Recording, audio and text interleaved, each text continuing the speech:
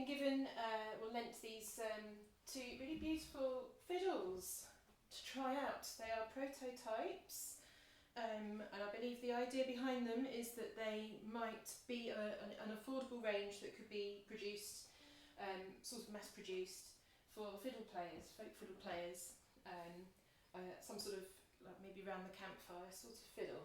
So I thought I'd give you my little opinion about them. This is my ordinary violin. It's old.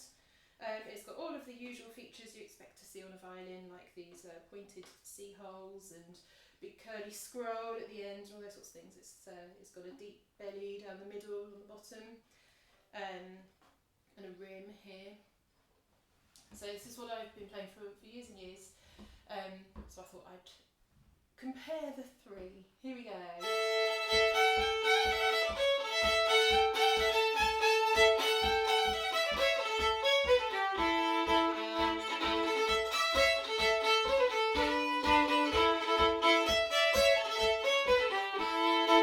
Okay, so just a very fast blast of old Joe Clark on my own fiddle.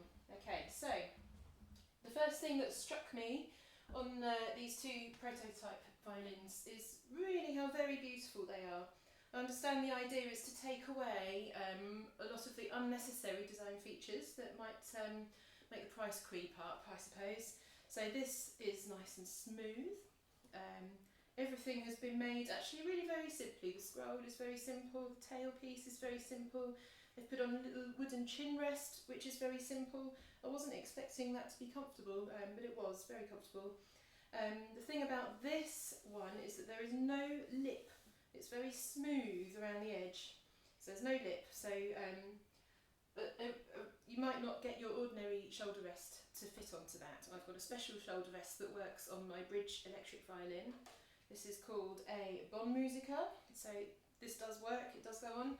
But I did discover, because I took them to the pub, that you don't need anything at all. They're actually extremely comfortable to play just how they are. So here is the first one.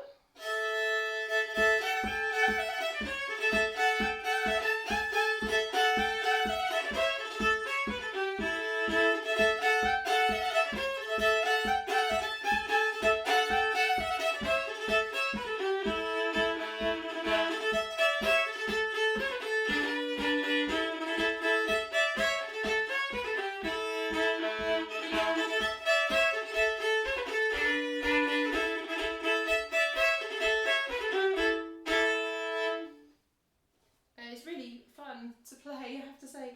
It's nice, it's easy, you don't have to work hard to depress the strings. The strings are perfectly spaced apart. The bridge is the perfect curve on it for you not to have to, sometimes, you know, down on the G it's your furthest stretch and your fattest string. It can be sometimes awkward to play that, but this is not awkward in any way at all. It's beautifully balanced. The tone is very, very clear. It's got a slightly muted tone, this one. It's a bit duller than the other one. So fun as it is to play, I think I would prefer something that's a little bit brighter in tone. But having said that, you could hear it. It's got decent volume. It could be heard in the pub. Above, plenty of other instruments playing. Here we go. This is the second one. This one does have a lip. So your ordinary shoulder rest will fit. That's my ordinary one, my play on air, and I have used it on this, and it does fit. It does stay on. But as I said with the last one, actually, it's very comfortable. You don't really need anything else. I thought this would be uncomfortable, but it's not. It feels all rather soft. This is a different shape to my ordinary violin. So it's quite flat down the middle. It's got quite a flat belly, but it is fat at this end and at this end, so the sound box has been sort of redesigned completely differently. Mine is parallel all the way down, and this goes in and out a bit. You can maybe see the difference there. So this one, do a bit of old Joe Clark again.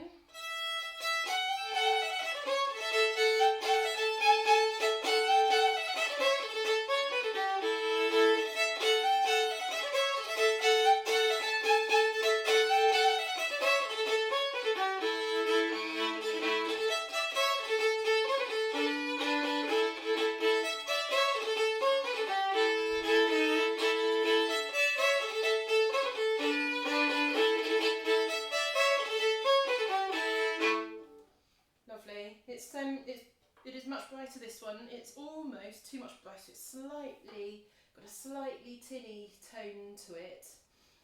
So the tone, just somewhere slightly in between the two, I think would make an absolutely perfect, affordable fiddle. But do you know what, if it is mass produced, I would consider getting one, because to have something that isn't quite my best fiddle, to go to the pub or to go camping or to go to sessions or to play on the beach or anything like that, I think having something that could be replaceable might be a pretty wise thing to do. So there we are, that is these beautiful fiddles. I mean, for something that's just been knocked up quickly in somebody's workshop, they have been exquisitely finished, I have to say. They're really, really stunning. I think they're beautiful.